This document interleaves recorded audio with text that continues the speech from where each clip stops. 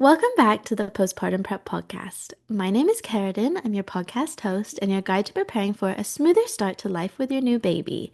Here on the Postpartum Prep Podcast, we talk about all things preparing for life after birth. Today, we're going to be talking about preparing mentally for breastfeeding with Adele Moore from the Mindful Mama Mentor.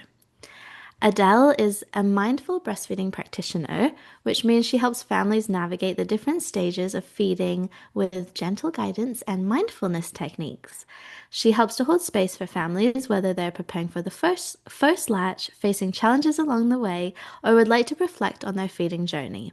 She is also passionate about supporting people experiencing breastfeeding grief and trauma, as well as shedding light on paternal mental health and the importance of the paternal role in supporting a woman during matrescence.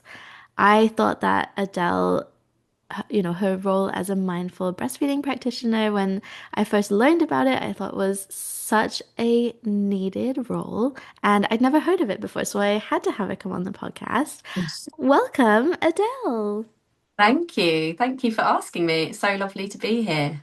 I'm so happy to have you here today, and I'm so curious to kind of learn more about what you do. But I'd love to kind of hear in your own words exactly kind of what you do and also what led you into this work.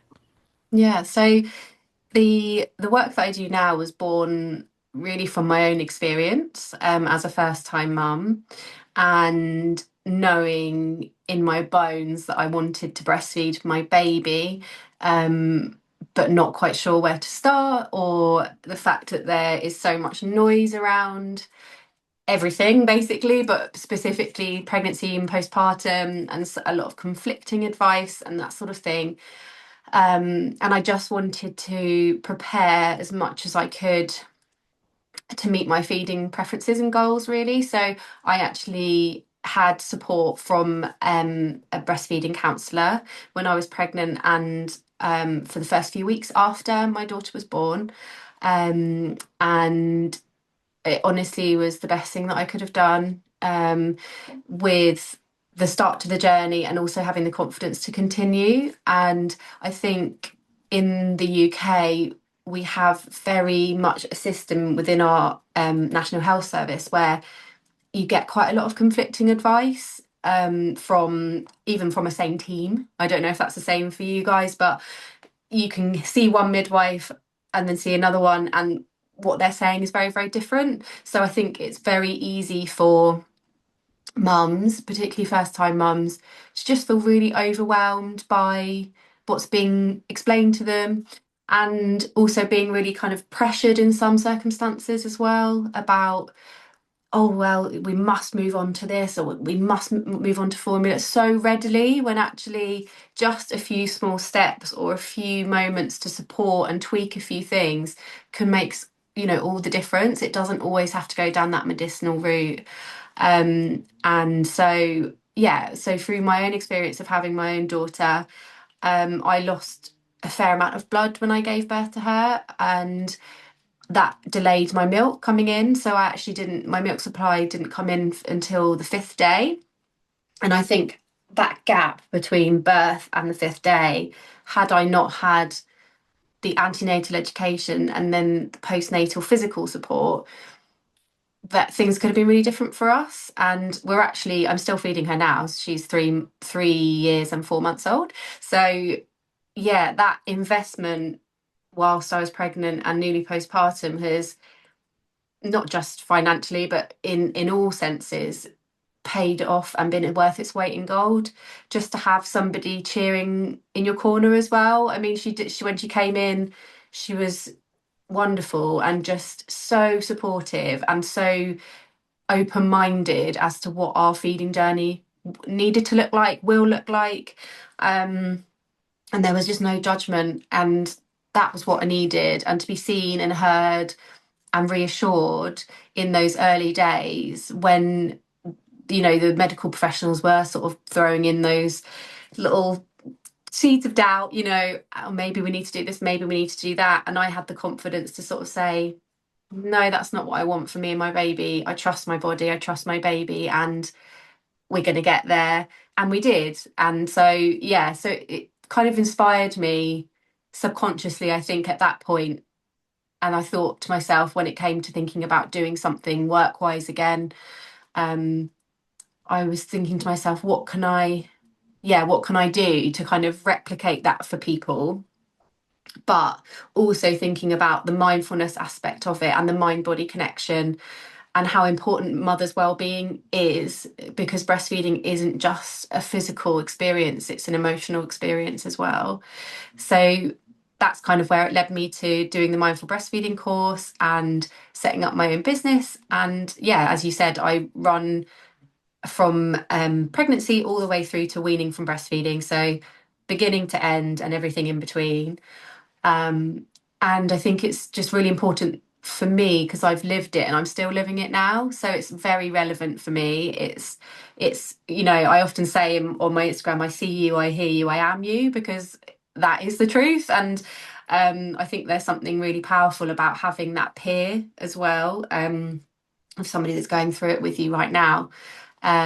So yeah, that's kind of where we've arrived, where I am today. And it's so rewarding. It never feels like work. And we're investing into our future, through supporting women in pregnancy and early postpartum.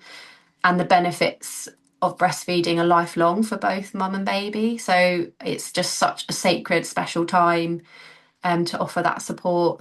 And yeah, supporting mums to understand that the kind of support, any postpartum care, is really a necessity, not a luxury. And you don't have to earn it or things be bad enough to need it, or when things go wrong, that's when you need it. It's absolutely essential, I think, for mums and dads, um, to have the postpartum experience that they deserve. Yeah. Wow, thank you. I feel like you give us like a little insight into your own journey and then what inspired you into wanting to work with other parents. And I totally agree. And I think we're going to talk a little bit about kind of support as well a bit later in this episode. But I agree, like support just makes all the difference, and I can hear that in your own experience. Um, I feel like there were so many things that you mentioned that I wanted to touch on. I was curious. Um, whether you would be willing to tell us a little bit more about that experience you had in the early days with your milk kind of coming in on day 5. Would Mm. you tell us a little bit more about what that was like? Yeah, of course. I mean, I think when I had the support when I was the first visit that we had was 36 weeks pregnant, and I think it was really important and grounding at that point to discuss the potential outcomes and things that might happen. And again, I could speak about the lady that supported me for hours because she's so wonderful, but actually the main thing that I took away from it was the confidence. It wasn't Mm. necessarily about, oh, I feel really confident that I'm going to latch this way or I'm going to position that way. And it was the feeling that I knew that I could do it and that I had somebody there to support me through it. So I gave birth vaginally, and then I had a fair tear, I would say, and then lost quite a lot of blood after she was born. So I was still conscious and everything like that. So I was able to have skin to skin and do all the things that I wanted to do. But we were struggling at first with obviously just not really having. The colostrum was there, but it was a little bit sparse, and she was getting quite upset and things like that. And then we had, like I touched on before, the midwife that comes in and plants a seed of doubt of, oh, if she doesn't feed by such and such a time, we're probably going to need to maybe try some formula, this sort of thing. And so I was actually only in for one night, but between having her early hours of the morning and then going home, I would say I probably had 5 or 6 different perspectives that were conflicting in that time. And that's not to say Mm. they were all negative, but they were quite conflicting. And we were really lucky that we had one midwife who had the time and really kind of was hands on and really supportive. And that was really, really useful too. But sadly, I know most people don't get that opportunity. Um, But having the confidence and knowing what I knew and the confidence in my body, I was able to stand firm and sort of say, not yet, we're not going to go down that route of supplementing with formula. I wasn't ruling it out. And that was another thing that the antenatal support was really useful for, was like, actually it can be really supportive, and it's not an all or nothing thing. So I wasn't scared of using it, and that was always potentially on the table. But I think for me, because I decided, and that's very much my personality as well, like I was like, I am going to do this. So it was really important to me, and I'm only having one child, so even more so I was like, I've got one shot, and this is really important to me. um so yeah, so we got quite a lot of conflicting medical advice. And I think had I not had that support, I probably would have felt quite pressured, because I would have had that intrusive thought of my baby's going to starve, that kind of thing, and not knowing about kind of the size of baby's tummy and knowing how much milk they actually need early days, all of that. And when you've gone through labour, and I had a really long labour and all the rest of it, so all things considered, it it's a bit of a pressure cooker, isn't it? And I think you're so vulnerable in that moment of being like, well, if the midwife says that's what I need to do, that's what I need to do, kind of thing. And that's not to say that medical input isn't valid. It is, but yeah, having that support. So we came home, and then she came round pretty quickly, actually. So I think day one she came, um, and just, yeah, it was just a soft place to land. She was like, "You're doing really well," all the positive kind of stuff, and it was just nice to transition from that medical to that holistic. Mm-hmm.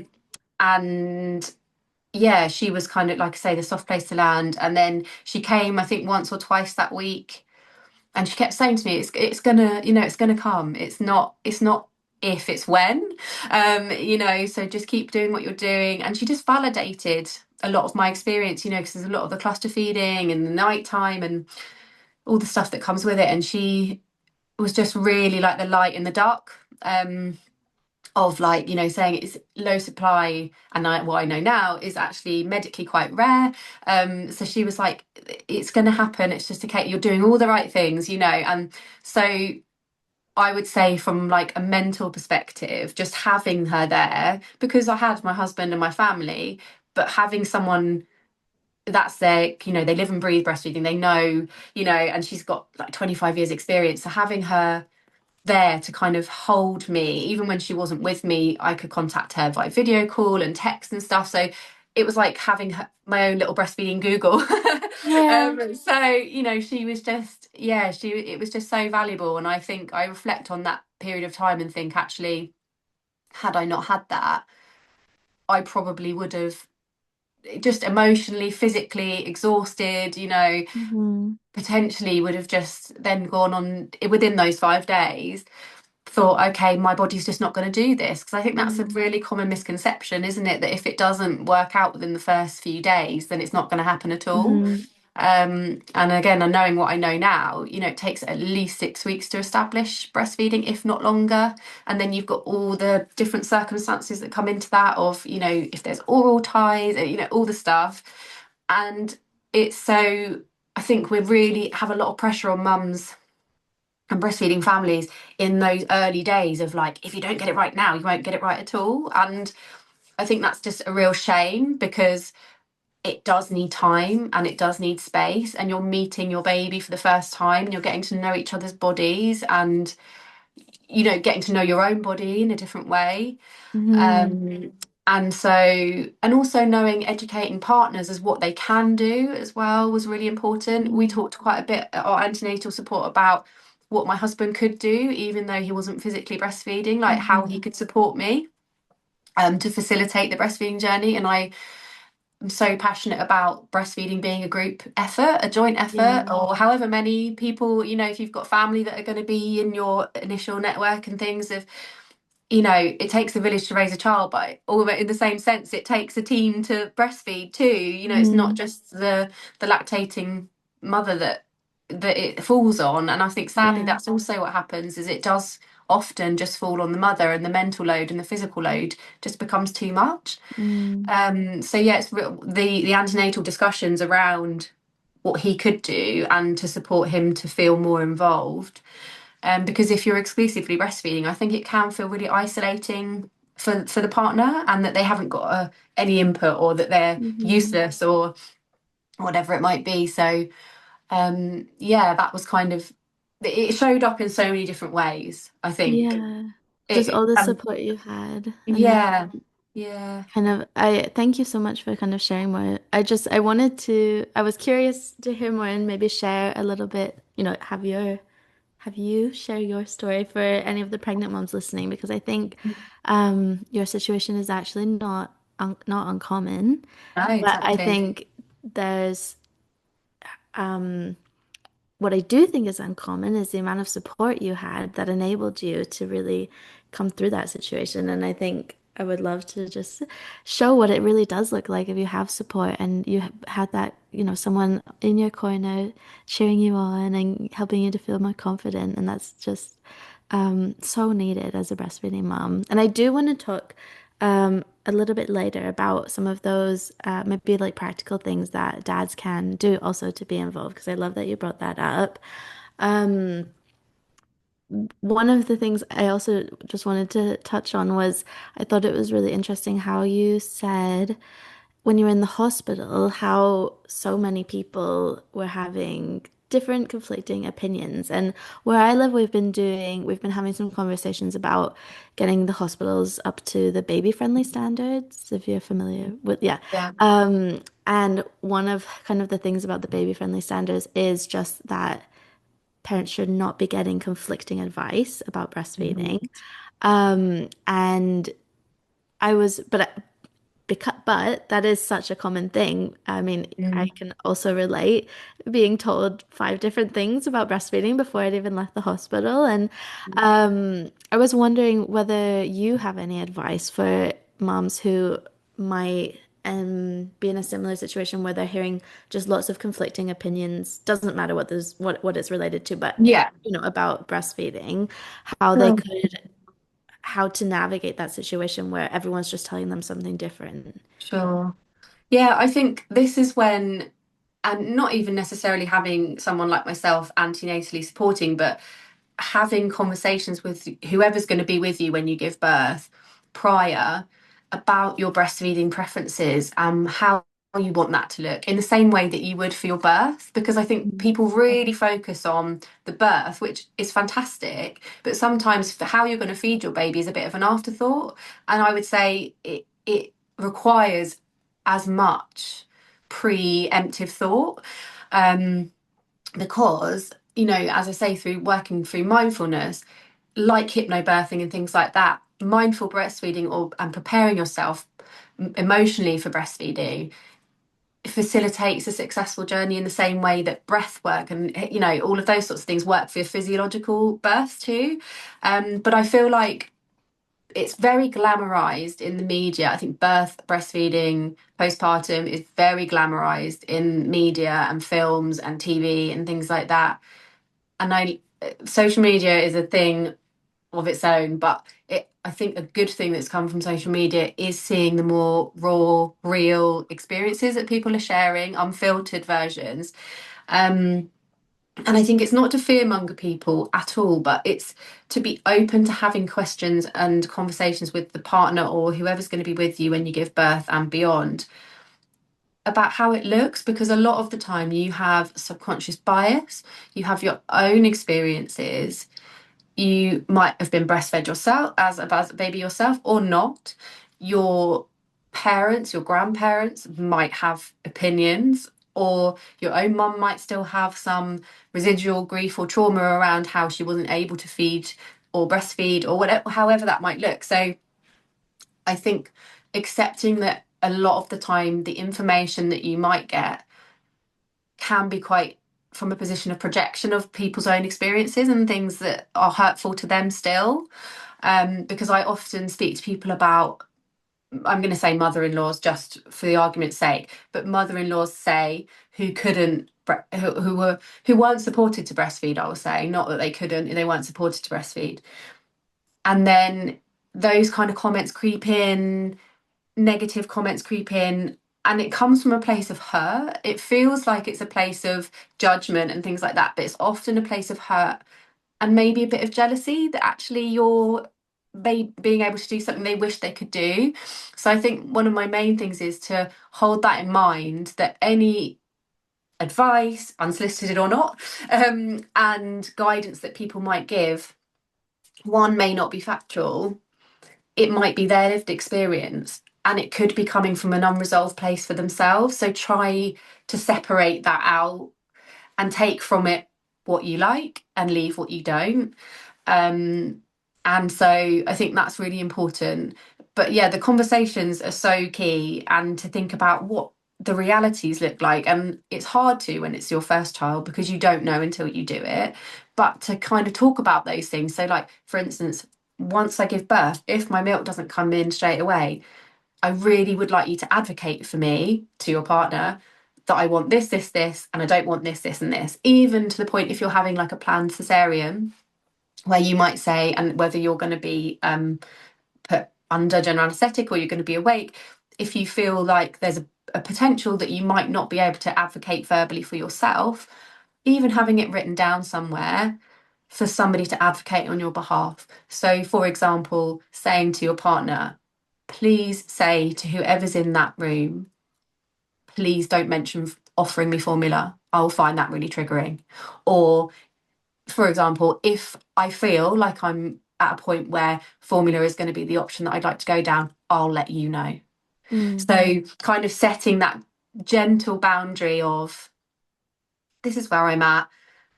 I'm acknowledging what you're saying, but please respect my wishes, I guess. And it all relates to birth too, doesn't it? Of like, if you're somebody that's really, the main thing you really want is to be in water, or because I think the thing that we forget a lot, and is particularly in the UK with the NHS being perceived as free, even though we pay into it in other ways, I think people feel like they're asking permission a lot of like, can I birth my baby like this? Can I feed my baby like this? And it's actually like, whose permission are you needing? You know, this is your body and your baby. So actually, and I'm sure actually a lot of medical professionals would like that guidance of knowing, okay, this is your what you want and this is how you want to do it. Um, so I think, yeah, having somebody that can advocate on your behalf if you're unable to for whatever reason, and just putting those gentle boundaries in place of what will help support you and what you will find difficult. Because I think even the suggestion of, I know for me, like even the suggestion that we might have to go down the route of formula felt like they were suggesting that I'd failed. Um, and when you've just had your baby, I think for a lot of people, varying birth outcomes, and I know here the language around non-vaginal births basically is very, very negative. And so if people have had cesarean sections, for example, a lot of the wording in their notes and things like that can be really, really negative. And so I think people are kind of starting off with those seeds of failure or things like that in the forefront of their mind. And I think we can't expect parents to thrive in an environment that we're saturating with negativity, and language is so powerful. So and that's what that works both ways in the language we put out there and also the language we receive. So I think even writing almost like affirmations for yourself or affirmations of what you'd like to be put out to the staff that are Mhm. supporting you, so that you feel some sense of control still. Because I know a lot of mums that I work with feel like they've wanted this birth and things have progressed in a different way and they felt so out of control that they were then already out of control, and it all just spirals, and everything, it feels like all their preferences have just gone out of the window. Mhm. And like, you know, my birth didn't go to plan, so I failed anyway. And so, you know, do you see what I mean? It can be Mhm. really, it breeds. So yeah, I think just having those really clear conversations before you've had your baby. Mhm. And if you're having a doula support you and things like that, doulas are incredible for that, advocating for you. Um, but just letting it be known and letting people know what your boundary is. And that can feel really hard when you've just had a baby. So yeah, I think Mhm. planning ahead for that. I love Um, that yeah. idea of planning ahead for, I feel like, you know, it's I don't know if you would agree, but I feel like it's almost guaranteed that at some point during your breastfeeding journey, you're going to experience conflicting advice from medical professionals. Like, Yeah. for any pregnant people listening, I think you can go into it like maybe expecting that that's likely to happen. And Yeah. so, it's great to actually from now, well, if we can anticipate that that might happen, and that's exactly why we're having like these conversations right now for moms before they've given birth, because if we can anticipate that this is something that could happen, what can Yeah. we do right now? And actually, there's so much that we can do before we give birth that can make it easier for us to handle it after we've given birth. I mean, even just the awareness that that's something that could happen already Mhm. allows us to just even like, yeah, mentally kind of prepare for realities. And I think exactly like you said, there are actually some really practical, like concrete things you can do.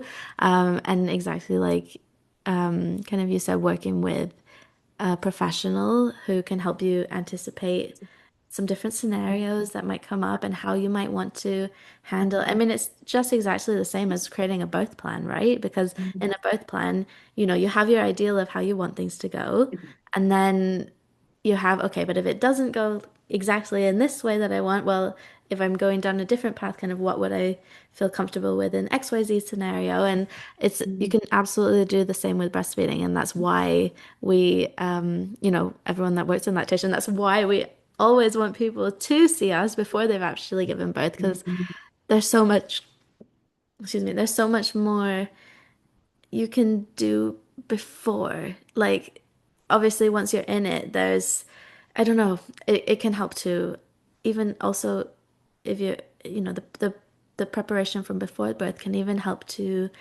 sometimes avoid like a path that you didn't want to go down because you already knew kind of what the things were that will really help you get where you want to go. So yeah, I think that was thank you for all that advice. Um, I wanted to also touch on, you mentioned the mind-body connection of breastfeeding, which I thought was really interesting. Can you tell us maybe, could you like kind of explain what that really means? Mm. Yeah, of course. So I think I touched on this briefly a little bit, but it's very much seen as a practical experience, which of course breastfeeding is very practical. But and like I said earlier, that it's that 360 thing of like so many things, and this is not to overwhelm, but so many things that need to align for it to be a comfortable and enjoyable experience. And I think as soon as you become a mother, we all kind of just surrender to the fact that we're going to be at the bottom of the pile now and our self-care or our support and our needs and our bodies aren't as important. And I don't think we'll ever change that because instinctively, of course, your baby becomes your priority. But I think it's really important to explain and invite people to recognize the connection between your own well-being and your baby's well-being. And it's not even just about mental health, because and as wonderful as it is that we're shining a lot of light on maternal mental health, it's that thing again of like, you don't have to have postpartum anxiety or postpartum depression to need this, right? Hmm. Everybody can benefit from being aware, and it's things like your posture, your breathing, your nutrition, which I think is always a bit of a sticky one because for me, for example, some days you're like, did I even brush my teeth today? Let alone thinking about really nutritious food and planning ahead and batch cooking and all of that. So I get it, and this is not because it's not an ideal world and circumstances are what they are. But I think it's just being able to utilize the time and the headspace and the energy that you have got. And it's thinking about how to incorporate it into small moments. So this doesn't have to be like, because when I say that I do guided relaxation and guided meditation and things like that, I think people think that they have to be horizontal, need complete silence and 30 minutes to fully in breath. Like today, this morning, I did a guided relaxation and there was like 9 mums and there was toddlers running about and there was all sorts of things going on. Babies were feeding, babies were doing whatever. And we managed to still do it in those sort of 10 minutes. And again, it doesn't even need to be 10 minutes. It can just be thinking about noticing your baby's breath when they're feeding and being in sync. It can be about noticing your own jaw tension.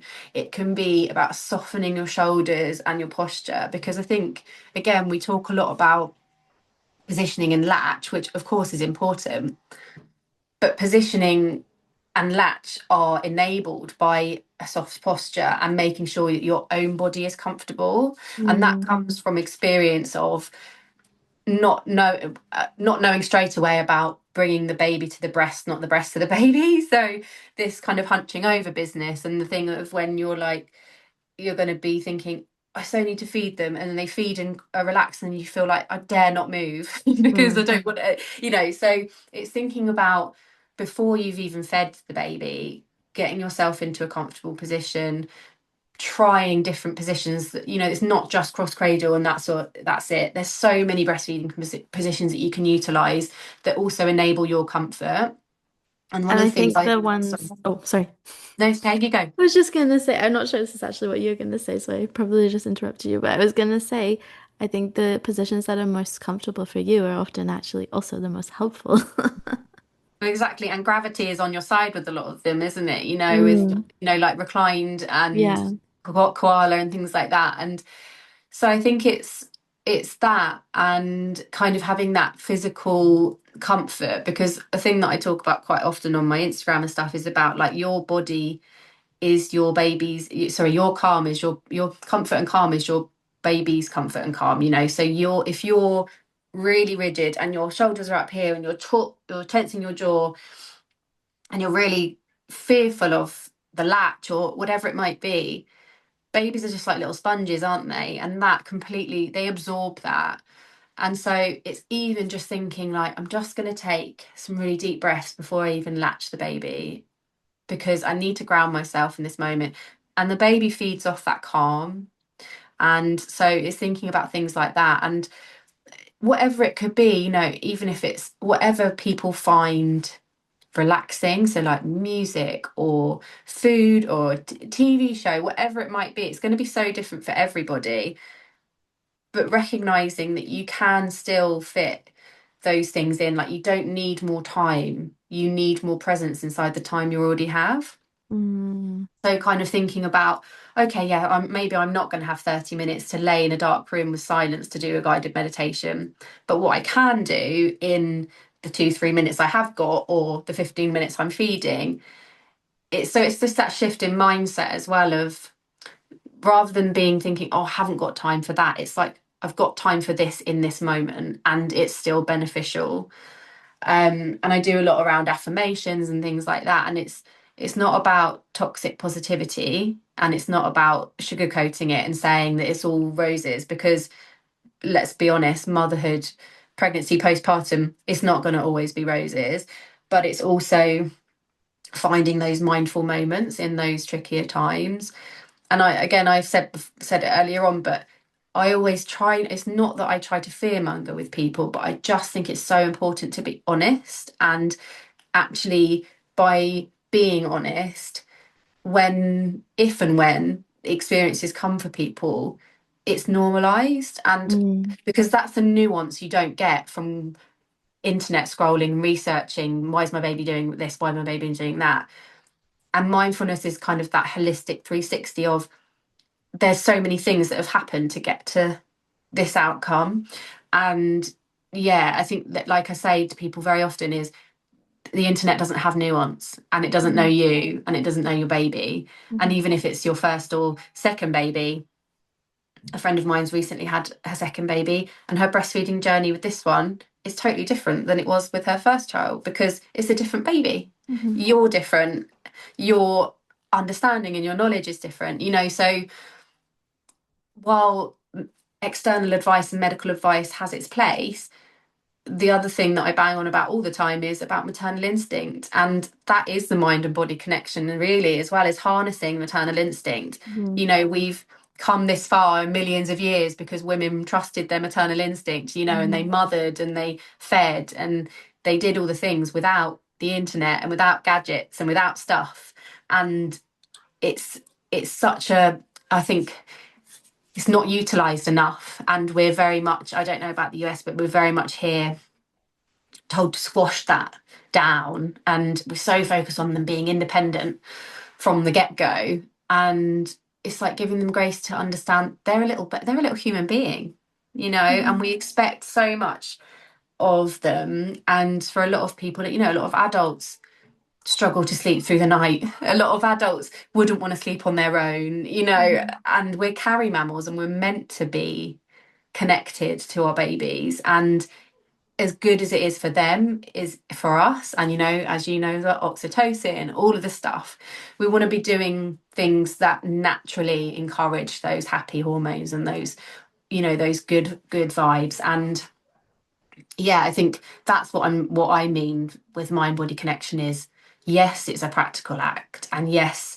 you need the positioning and the latch and external factors to be in your favor. And obviously, as I touched on, the baby might have a tongue tie, or there are those forks in the road. But actually seeing somebody, hearing them and meeting them where they are and validating their experience can reduce the overwhelm to open their mind up to what they're going to do next, and think about, mhm, okay, this is the cards we've been dealt. I can do this with a clear mind. Because I think that, like we said, when you're pregnant and the baby's not been born yet, you have that luxury of time and a little bit of headspace. Whereas when you're postpartum and your hormones are all over the place, and like we said, all that advice is coming at you, and you just want your baby to be fed because, you know, there's that fear, anxiety of they're going to starve, and all of that stuff. Just being able to come back into your body and be like, I've got this, I know I can do it, me and my baby have got this. And so that's where I feel like it is really important, just to be aware of your own body, and just mm, that thing of like even noticing your own jaw, for example, how much tension you're holding, or whatever it might be, just honoring your own body. Because as much mm, as your baby needs to be fed, your body needs to be comfortable too, because mm, a comfortable mum can facilitate a prolonged, if that's what somebody chooses, breastfeeding journey. mm, So you'll thank yourself for it, but it also facilitates the journey long term too. Because if you're mm, feeding in those positions, your body will struggle. Eventually, you can only live in that kind of rigid mm, state for so long without that coming back and showing up in another way. So yeah, I saw something recently actually. It was really, really powerful, because I love the book The Body Keeps the Score, but mm, somebody reframed it of, for mothers, like the body holds the story. And I think mm, that's really, really powerful way of looking at it. And yeah, not just seeing your body as a practical thing, as also something that needs to be honoured and nurtured, um, mm. as well. Sorry, Yeah. I've raffled on No, then. I'm kind of thinking in my own mind because I know we were going to touch on a little bit about breastfeeding grief and trauma.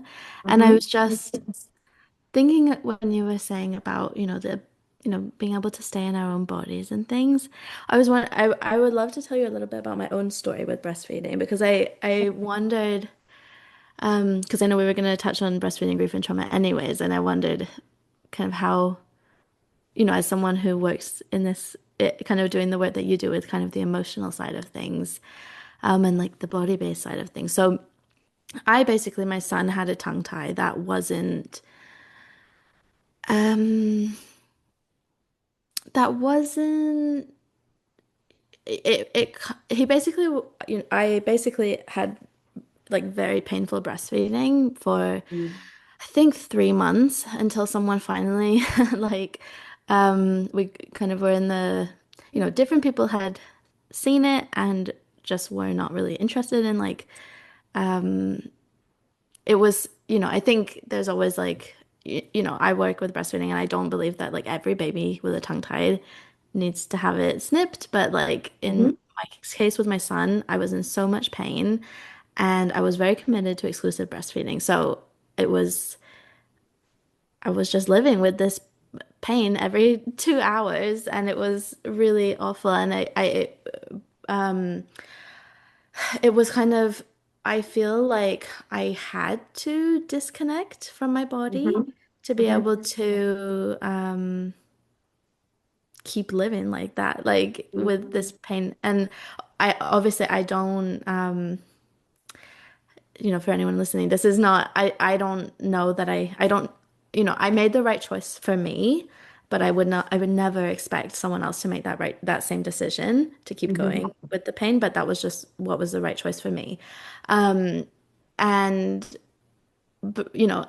part of what you were saying about staying in your body. And I totally, now that he did end up having it snipped, and after that we were pain free, and now I really also believe in the power of staying in the body as a Mhm. mom. And I'm thinking, the fact that I did have to really disconnect from my body, there probably is like definitely a level of trauma there. Mhm. And I'm just curious, kind of, we were going to touch on breastfeeding grief and trauma a little bit. So I was curious what you might say to a mom who was in a similar situation, um, Yeah. where she Yeah. kind of So I feels think, like, yeah. yeah, no, that's I think it's really important. And the first thing I say around it is, again, it's that thing of comparison. And I think a lot of people would say, unhelpfully, for like your situation, something like, oh, at least you still were able to breastfeed. Oh, at least you Mm, were, and kind of minimize that. So that's the first thing I think is of, not, it's not a competition of who's had it harder. mm, So when you look externally, you might be like, but that person was never got to even breastfeed in the first place, so why am I like, I'm not entitled, I'll use the word, to feel traumatized or grief around that. And it's that, and I think it's the same with birth, birth debriefs and things like that, is it's kind of like given a bit of a timeline. And so I invite, with my sessions, I invite people to have reflections, and that's not always just one session, um because you're not necessarily going to want to explore or acknowledge everything within that one session. But I think with birth debriefs as well, but just having, particularly here, we do, they, you can have one at the hospital, and it's like an hour's chat, and basically they just regurgitate your notes back to you. And I think those sorts of things give the subconscious indication that you have an hour to talk about this, and then we're not going to talk about it anymore. And that's you processing it. mm, And I think the problem that a lot of people have is trauma and grief generally doesn't have a timeline, and it doesn't mm, have an end date or an expiry date. And I really like the phrase grow through what you go through. And it's kind of like allowing yourself to feel those things. But I think a lot of people, when they are then, like for you, for example, you're still having to be a mother. And I think a lot of people worry that they're going to lift the lid off Pandora's box and then it's going to be a mm, whole can of worms. But it's really important. And it actually ties back into what I was just saying about how your body holds the story. It's really important to give yourself space to acknowledge and feel those things, because if you don't, your body will store it somewhere, and it was going to creep back up later in whatever way that might look. um and so, one, it's giving yourself that you don't have to meet a criteria to have breastfeeding grief and trauma, is one thing. And as much as, again, with the medical systems, if you wanted external support, it's like, I kind of have to justify my experience mm, to you for you to give me support, right? And so I'd say, one, you don't need permission from anybody to say that that's what you need support with. It's not like, you don't have to justify it to anybody. If you feel grief and trauma and you feel certain ways about your breastfeeding journey, nobody else can tell you that that's valid or not. Um, and even like, it's not so small or so big. It's not like, oh, well, this happened, but that person had it so much worse, so I should be okay. Again, comparison. So there's no space for comparison.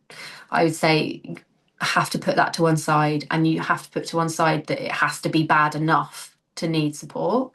Um, because, yeah, like I say, if you don't process it, and it does feel really hard when you've got to continue being a parent and having space to make these decisions, to have to reflect and feel things that are uncomfortable. But if you don't address it, it will show up in other ways, and that might even be in other ways if you're parenting, like later down the Mm, line, because you're holding a level of potentially resentment. And I think that's another thing.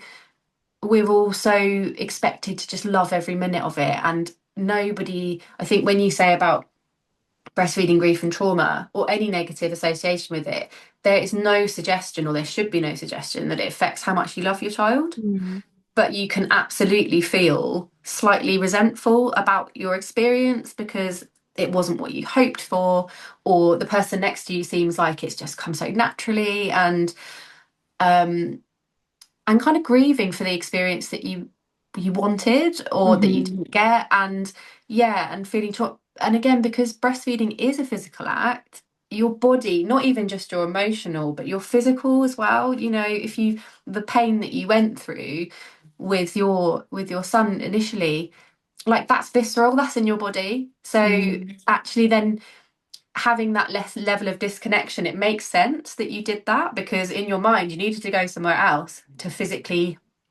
mm, still feed him, right?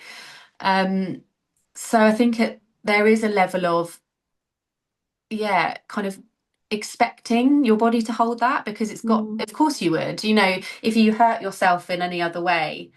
um I said to somebody actually today, this morning at the wellbeing morning I was at, as we were saying, like with breastfeeding and maternal stuff in general, it's kind of like if you had a physical, and I think this really is true for mental health as well. It's like if you went to the hospital with a broken arm, they wouldn't say to you, well, go and put your cast on yourself then, like go and x-ray yourself, go and do this mm, yourself. They would assess it and do all the things, and they would support you. But I think with breastfeeding grief and trauma or birth trauma, anything like that, because you can't see it and because you're coping, perceptually coping now, and because your baby's fed and they're thriving and they're growing, and it's like, I think that's such a bigger conversation of like mothers just having to absorb all the things that are thrown at them. But mm, it's that thing of, you kind sometimes you have to do the inner work to get to the realization. It's not always going to be glaringly obvious that that's what you're experiencing, is what I'm trying to say, and it might mm, show up in different ways. So um feeling overly anxious or reactive, or feeling a lot of rage, or feeling a lot of all the different things, that it could be, it could take some inner work to actually think, do you know what, I think that could be triggered by trauma, breastfeeding trauma or birth trauma, or, mm, but again, I think it just comes down to that women holding space for themselves and allowing mm, themselves to wonder and be mm, curious about, mm, okay, because again, I think when you've had your baby, it's the thing, oh, your hormones. And yes, of course, hormones have got a huge part to play in it. But maybe it's not just your hormones. Maybe it is something else, or something a bit deeper. Um, but yeah, again, it comes holding space, having someone to hold space for you, but having, allowing yourself to hold space for your own experiences as well. And that you don't have to justify it being bad enough to anybody mm, to need that support or need that. And also I think as well, people, I don't know if you found, but people that weren't able to breastfeed, I think there is that thing around, or feeling like you shouldn't talk to them about breastfeeding in any, and if mm, you had, you're so lucky to have breastfed that actually I don't want to say to my friends that I feel this because mm, they weren't supported to breastfeed, and that feels mm, like I'm kind of, I don't have the right to, do you know what I mean? There's that yeah. as well, I think, to it, of kind of feeling like I should be grateful. And that's not to say that you're not. And I think one of the things I talk about quite often is how two things can exist at once. Mm-hmm. And you can be wholly grateful for your experience, but you can also be extremely traumatized by it. And Mm, you can be really grateful, but you can also feel grief. And so, mm, you know, it's complex, isn't it? And yeah. having a human approach to it, and just being, and again, mindfulness and gentleness with yourself, is really important. And yeah, it's very complex, but I think, yeah, hopefully I've answered your. Yeah, I think a few th I mean, thank you for I feel like there were so many things I needed to hear there. Um, I'm just using this as like an excuse for my own therapy now. Um, But there were a few things I wanted to kind of pull out from that for our pregnant listeners who, Mm. might be anticipating. I mean, first of all, is just to say, breastfeeding grief and trauma are not, it's not something that everyone experiences at all. No. And there are many, many happy, seamless breastfeeding experiences, but it's also like the reality. There's also challenging breastfeeding experiences, and that's not, we can't, I think the worst thing is when we go into breastfeeding not even realizing that there could be challenges, because then there's the shock and the confusion Yeah. and there's the not knowing who to turn to. So, Mhm. a few things that, like, one thing I think is amazing to hear is that there are professionals like Adele who can help with the emotional side of processing a more challenging breastfeeding experience. Like, that is, when I was going through everything I was going through, I didn't know that there was that kind of support available, for the emotional side of things. And how lovely that now, if you're listening and you're pregnant, you already know that that this support is available. I think something else to touch on is the fact that when we tend to talk about challenging breastfeeding experiences, it's often challenging because there wasn't the right kind of support already in place. And that's not even to the fault. In my case, I went searching for, I looked for support in several places, and none of the initial places that I went to were able to give me the right support, or they weren't willing to give me the right support, or they didn't have the training to give me the right support, whatever it Mm. was. Yeah. So and I think it would be so easy it's always so easy for us as mothers to blame ourselves when things are not going as we'd expect. And it's always, I think anyone who works in lactation, the most important thing that we always say is about the level of support that you have. And exactly kind of as you were saying before, you might be the breastfeeding mom, but it's also breastfeeding is a team effort from Mm. everyone around you who is hopefully going to be supporting you. Mm. Um, yeah, and then also obviously I just have to touch on, for anyone listening who would maybe be curious to learn more about this, obviously just to mention Amy Brown's book, um, Mm. Breastfeeding, Mm. Grief and Trauma, I think is the name of that. Or It is, yeah. And why yeah, why breastfeeding, it's grief, yeah. important, yeah. Yeah, why it matters. Why it matters, that's it. Um I actually did two episodes with Amy, Mm. not too many episodes before this. So if anyone wants to learn more from Amy, they can check those episodes out.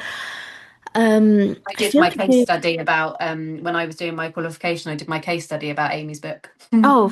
amazing. I figured you must obviously have known about it because I felt like, so much, even the terming of breastfeeding grief and trauma, obviously, I feel like she really popularized that term. Mm.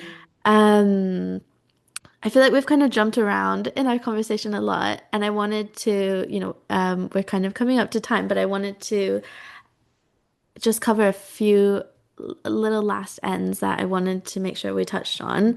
So, the first thing that I wanted to ask you was, if you had like a handful of things, like very practical things that pregnant moms can do right now to prepare them for breastfeeding. I know we've already talked about things like seeing someone prenatally who can um, give you, I guess, prenatal advice about breastfeeding, but maybe are there any other things that you would recommend? Yeah, I think on the vein of like you were saying about how it's a group effort as well as kind of preparing for that too and thinking about what practical things people can do for you whilst you're feeding, Mm, and planning ahead for that too. I think food and nutrition and stuff is really important, but can't or it's not, you don't always have the time or the energy to comprehend that. So the thing I would say, and the thing I do tend to do for people now when they have babies, is give them vouchers for like for food places or take food and do stuff, because I yeah. think that is one of the things that, especially if you're in the cluster feeding phase and you are kind of, that's just where you are, you're, whatever, I think that's a real gift. And as much as it's Hmm. lovely to buy people cute little toys or like the outfits and stuff like that, I think, yeah, if you can support someone or prepare yourself, so either batch cooking in advance or any of those things, just to take that one thing away from when the baby's here. Hmm. Or that can be your partner's job. That's one of the things that partners can do to help. Hmm. Checking in also that you have had enough water, you have eaten, and you've been able to move your body a little bit, even if that's just like walking around a little bit or just getting that blood flow. um yeah, I think this is more of a practical thing, and it's just I laugh a bit because it's what my friend told me to do, and it was such a good idea. Is having if you think you're going to be feeding on a sofa or a bed or whatever, making sure you've got a table or something that means everything's accessible to you, Hmm. and like the little kind of like nappy caddy things. Hmm. Those are really great for obviously Yeah. nappies and things, but also for like snacks and water and your TV remote and Yeah. whatever, your Yeah. comfort items. Um, so that's kind of like a practical thing I think that's really useful. And a real thing I will say as well is that it's really easy to get pulled into buying all the gadgets and the pumps and the bottles and this, that, the other. And I say that from experience. And I bought like all the glass bottles, all this, that, the other. Never used any of it. And so what I would say to people, especially with now like supermarkets, it's so accessible, this stuff, isn't it? Like, don't spend your money on that stuff until the baby's arrived. Hmm. Unless you're really in your mind, you're like, I'm going to pump from day one. Hmm. And hospitals generally have pumps that are available to you in the hospitals and Hmm. stuff like that. But I would just say try not to panic buy all of the things before the babies even come, because you very well might not need it or won't use Hmm. it. Hmm. And things are so accessible now in the moment, even if you wanted it and you could get it tomorrow or go down to the supermarket and grab it or what have you. Another thing that was really useful I found was, even though I knew in my mind that I didn't want to use formula personally, I did have some in in my house, Hmm. and I found that really helpful for taking the pressure off of like, there's something here, so if I'm really really struggling, in my case she wasn't going to go hungry because I knew I had Hmm. the thing there, and actually just knowing it was there was really helpful. And yeah, so that was another practical thing that my breastfeeding counselor said to me. She was like, even if you never use it, you can pass it on to somebody else, but just so that it just takes that element of panic away and emergency away, that they're not going to starve. You've got Hmm. something there. Hmm. um yeah, and also oh, what was I going to say? I've lost my train of thought now. But yeah, on the kind of physical stuff and practical stuff, that's what I would say. And comfortable, like a feeding cushion, I found really useful, whether to you use it for your own comfort in the end or for baby. And yeah, another thing that, again, this is a whole other conversation, but I will touch on it because I feel really strongly about it, is co-sleeping and breast sleeping, safely, of course, was an absolute lifesaver for me, and has been and continues to be to this day. Um, and yeah, I won't go too far into that conversation because that is a whole other can of worms. But We have um like I feel like half of the episodes on this podcast are actually about co-sleeping. So if anyone's interested, just go look back. Like we have so many episodes about co-sleeping and yeah, sleep safety guidelines in general and why people start bed sharing. So there's plenty on the podcast, but I appreciate you mentioning it because I think what's important maybe to also emphasize is how kind of linked it is with breastfeeding, where your baby sleeps. And so I appreciate, and actually also the mental side of things as well. There's a lot of research. I won't go into it yeah. right now because we've talked about it before, but yeah, I appreciate that. I think one thing that I was also hoping you might be able to touch on. I know we've already kind of like touched on it here and there, but maybe like a summary of things that your partner might be able to do to support your breastfeeding journey. Yeah, I think as I mentioned before, is even through pregnancy and birth is having that advocacy part. So saying to them, and it's not necessarily to say that you won't be able to advocate yourself. You may very well be able to, but giving them that role, I think, makes them feel really empowered too, and actually the thing that they can do to support you. When, because let's face it, being a birth partner, you probably feel, I don't know, I've never done it, but could probably feel quite you feel a bit helpless because you're seeing somebody that you really love experiencing this thing that you can't support with, but the things, so holding on to the things you can do, which is, for example, being really familiar with their preferences and being able to advocate for them, um being able to make sure, like I said, with food and nutrition and water and all of those things, and their comfort. And also, I say this slightly tongue in cheek, but making sure that you support them in a way that they don't feel like you're doing them a favor. Mm. Like, of that thing of like, actually it's a team effort, and it's Mm-hmm. not, if I asked you, not having to ask permission for things, or yeah, just taking accountability for the mental load. Mm-hmm. And I think some people really respond to being instructed. Mm-hmm. So that's another thing to find out from your partner and sort of say, would it be helpful for you if I write you a list? Or if I put the things I feel are like the mental load that you could support with on paper? Or because I think there's that thing of like feeling like you're nagging, or keep asking it, or feels like you're not pulling your weight, or whatever it might be. So agreeing before the baby comes of like, how would you best receive that request? Would Yeah. you like me to verbally say it? Would it be useful? And it sounds really like a bit clinical and a bit structured, but actually I think a lot of people, and I'm generalizing a bit with men specifically here, do really respond well to that direction.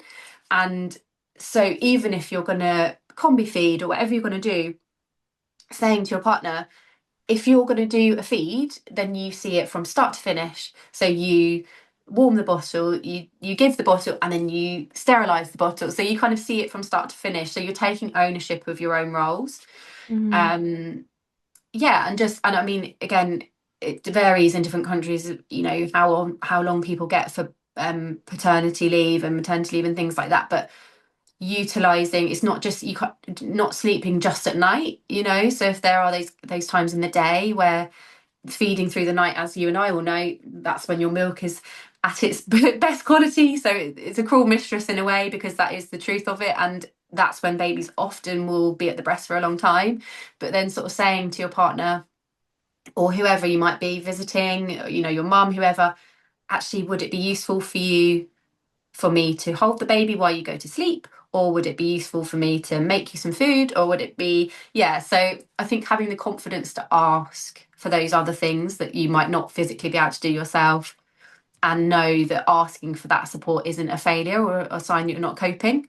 Mm-hmm. It's just it's necessary. Mm-hmm. Mm-hmm. So as much as, yes, there's so much pressure on a woman's body and mothers to sustain and produce and do these things, but there's so many things, as I've said, that other people can do to support it.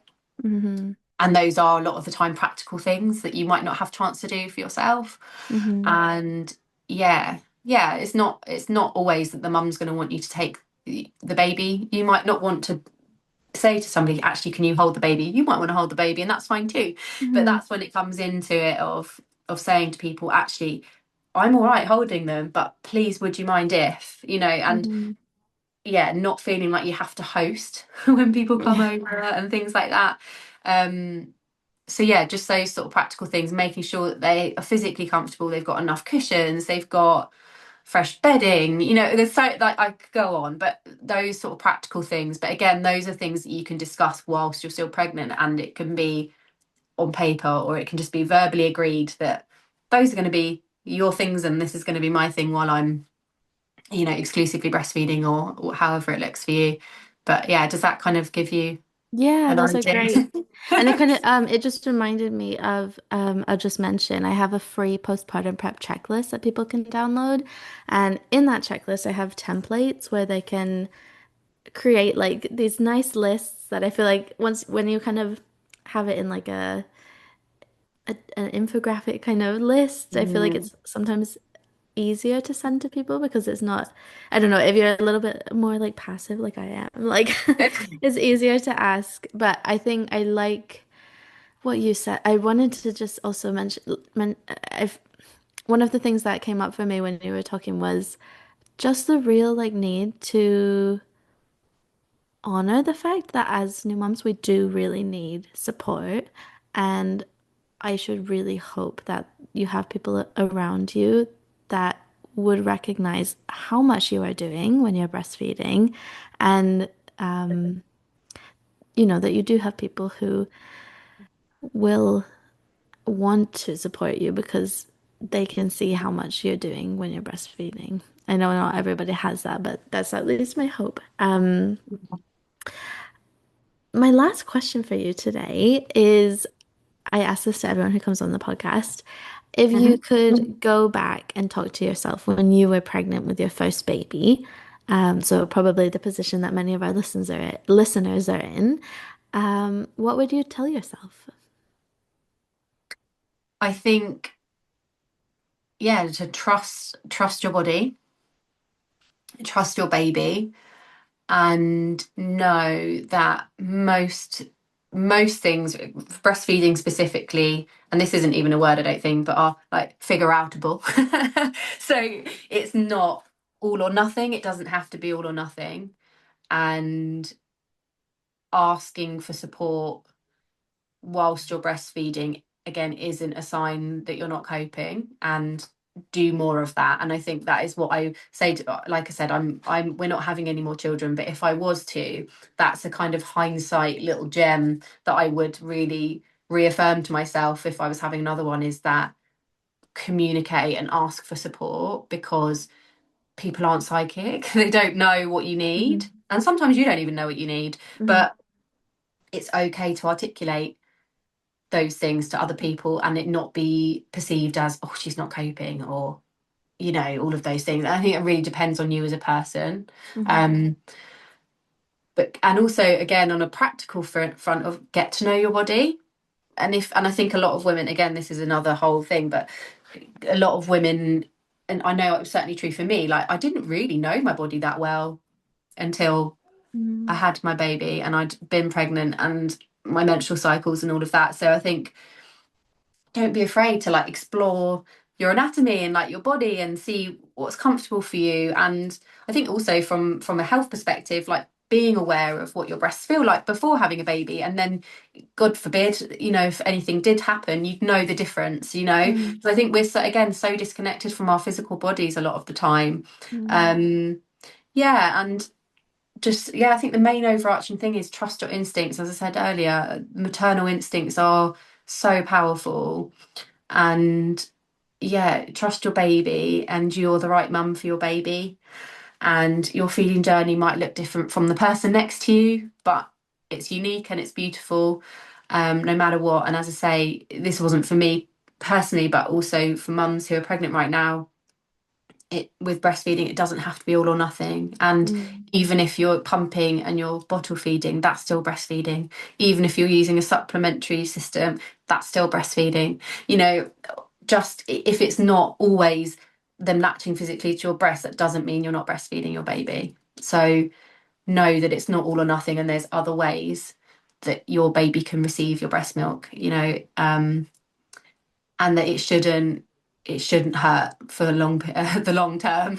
So if it does, then that's absolutely a sign of getting support. And there are people out there, and I know here there's lots of feeding groups, so even though you might not get the care that you perhaps wanted or needed in hospitals, there's a lot of community based groups, voluntary groups, feeding groups.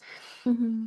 um and now with the internet, it's worldwide access, isn't it? You can seek people anytime, anywhere. Hmm. So yeah, they don't have to, it doesn't, just because someone's not on your doorstep, it doesn't mean that they can't help you. Hmm. So yeah, there. Thank That's what I would you. say.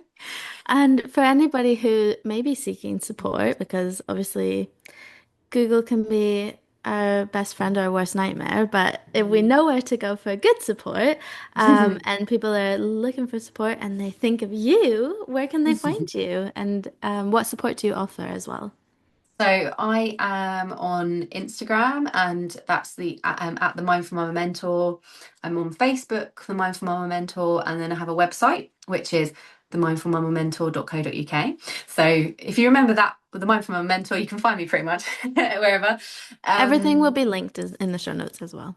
Oh, brilliant. Yeah. So, and I offer, as I said, from pregnancy through to weaning and reflection sessions. Also, I offer singular sessions. So, if something comes up for you in the moment and you need just a singular session, that I do offer that. And I offer those in person and online. And I also offer packages too. So, like packages of support which start from pregnancy and then go through to postpartum. They vary in length in Mhm. terms of how many sessions and how long the support is after. But I know people really do benefit from having that support, not just in person, but text, WhatsApp, Mm. video calls, sending me videos, all of that. Mhm. People have really found that so beneficial for like the first 3 to 6 weeks. But really, I can kind of tailor whatever, anything that I do, I can tailor into different packages for people. It's really flexible. Um, and yeah, it's really flexible, and it's still, even with the mindfulness and the guided meditation and relaxations and stuff, it surpasses the internet, if you know what I mean. So even if you are the other side of the world, I have had clients in Australia and all over the place, so you can still benefit from it even if the person's not in the room with you. Yeah. So yeah. Amazing. Well, thank you so much for joining us. For everyone listening, we're going to be recording a Q&A about mindful techniques for postpartum stress relief. So that will be the next episode released right after this one. If you're listening to this one, it might already have been released. So be sure to check that one out as well. Thanks again, Adele, and I will see you in the next episode. Thank you so much.